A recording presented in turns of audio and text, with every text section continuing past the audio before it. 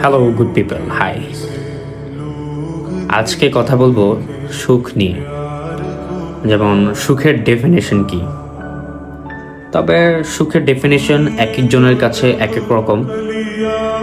আমি আজকে বলবো আমার দৃষ্টিভঙ্গিমায় যেটা মানি বা যেটা বুঝি সেটা নিয়ে, যেটা হচ্ছে আমার কাছে সুখ বলতে মনে হয় ওই ব্যক্তি, যেই ব্যক্তি যার সত্যিকারের প্রেম পেয়ে গেছে। আমার কাছে সুখী বলতে মনে হয় ওই ব্যক্তি, যেই ব্যক্তি একই ছাদের নিচে বাবা মা ভাই বোন হাজব্যান্ড ওয়াইফ বাচ্চা কাচ্চা নিয়ে বসবাস করছে।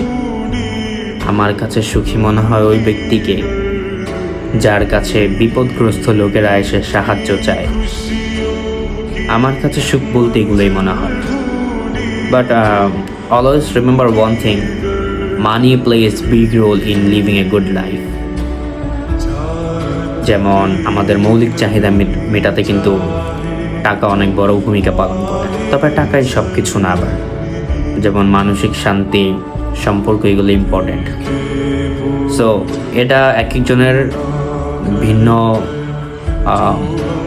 দৃষ্টিভঙ্গিমা হতে পারে, তবে আমার ক্ষেত্রে যেটা, এটা আমি বললাম। Tata, bye, Allah Hafiz. And if you like this kind of talk, then you can follow my Facebook and YouTube. Tata, bye.